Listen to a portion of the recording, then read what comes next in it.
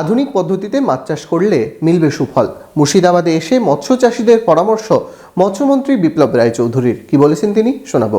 মনোবীক্ষণ polyclinic, চিকিৎসার জগতে এক দশক। এখন এখানে সব বিষয়ে ডাক্তারবাবু এক ছাদের তলায়। ফোন করুন 7477799515 এই নম্বরে। আধুনিক পদ্ধতিতে মাছ চাষ করলে তবেই মিলবে সুফল। মাছ চাষ নিয়ে কৃষকদের পরামর্শ দিলেন রাজ্যের মৎস্যমন্ত্রী বিপ্লব রায়চৌধুরী। শুধু আধুনিক পদ্ধতিতে মাছ চাষ নয়, তার সাথে জোর দিতে হবে ছোট মাছ চাষেরও। খোকা ইলিশ বাঁচাতে হবে, তবেই মিলবে বড় ইলিশ। সারগাছি রামকৃষ্ণ মিশনের আশ্রমে কৃষি সমৃদ্ধি মেলায় যোগ দিয়ে মৎস্যজীবীদের মাছ চাষ নিয়ে নানা পরামর্শ দিলেন রাজ্যের মৎস্যমন্ত্রী। এদিন সেমিনারে কৃষি বিজ্ঞানীদের সাথে অংশ নিয়েছিলেন রাজ্যের মৎস্যমন্ত্রী।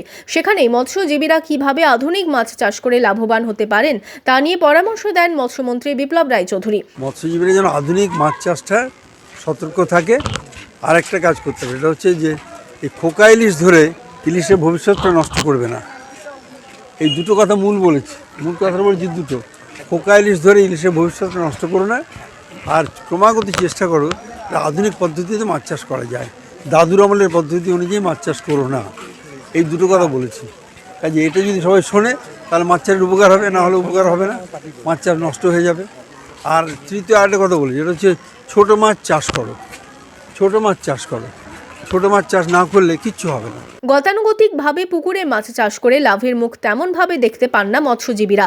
মাছ ছাড়াই আগে পুকুরে কিভাবে পরিচর্যা করতে হবে, কিভাবে মাছের চারা তৈরি করতে হবে, সবকিছুই এদিন সেমিনারে মাছ চাষের সাথে যুক্ত মৎস্যজীবীরা জানতে পারেন।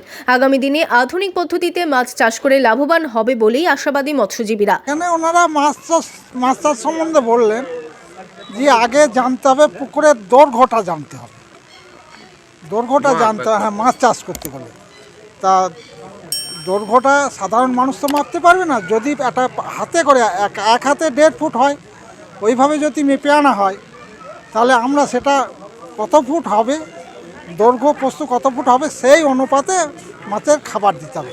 মেন মাছ আবাদ করতে গেলে এখন প্রথমেই মৌয়া খাবার দিতে হবে। মৌয়া খোল যেটা বলছে, মৌয়া খোলটা সাধারণত দাম বেশি। এইবার মৌয়া খোলটা দেওয়ার পরিমাণও আছে, বিঘাতে কতটুকু লাগবে সেটাও দেখতে হবে। জলের পরিমাণ ক ফুট জল আছে সেটাও দেখতে হবে। দেখে সম্পূর্ণ এই বৈজ্ঞানিক পদ্ধতিতে চাষটা করতে হবে। যে মাছ চাষ করতে হলে যে পুকুরে আমি মাছ চাষ করব সেই পুকুরের ম্যাপ সম্বন্ধে জানতে হবে, কতটুকু পরিধি হিসাবে, এবং সেই অনুপাতে আমরা সেই কতটুকু চারা পোনা সেখানে ছাড়তে পারবো। বা চারা পোনা ছাড়তে গেলে সেই পোনাটা নেট দিয়ে একদিন রাখতে হবে, রাখার পরে দ্বিতীয় দিন সেই চারা পোনাটাকে কিছু পটাশিয়াম দিয়ে তাকে সংশোধন করে নিয়ে সেই বীজটা আমরা সেই চারা পোনাটা আমরা ওই পুকুরে দেবো। এবং যদি ওই পুকুরে প্রচুর পরিমাণে কাদা থাকে তাহলে জল সেচে ফেলে দিয়ে সেই কাদা কিছু তুলে সেখান থেকে সরিয়ে দিয়ে তারপরে তলায় চুন বা মহুয়া খল দিয়ে সেটাকে সে ঠিকমতো পরিচর্যা করে নিয়ে শোধন করে তারপরে সেটাকে জল ভরে জল শোধন করে নিয়ে তারপরে এখানে মাছ ছাড়তে হবে। এই যে সাংঘাতিক জিনিসগুলো আমরা দীর্ঘদিন ধরে মাছের চাষ করছি বটে, লসও হচ্ছে এই কারণে, কিন্তু আমরা এগুলো নিয়মকানুন জানতাম না। আজকে এই সম্মেলনে এসে আমরা যা জানতে পারলাম তাতে আমাদের বিরাটভাবে আমরা উপকারিত হলাম। কৃষি সমৃদ্ধি মেলায় প্রতিদিনই বিভিন্ন কৃষি বিষয়ে চাষিদের নতুন দিশা দেখাতে সেমিনারের আয়োজন করা হয়েছিল। রবিবার সেমিনারের শেষ দিনে ছিল আধুনিক পদ্ধতিতে মাছ চাষ নিয়ে প্রশিক্ষণ দেওয়া হয়।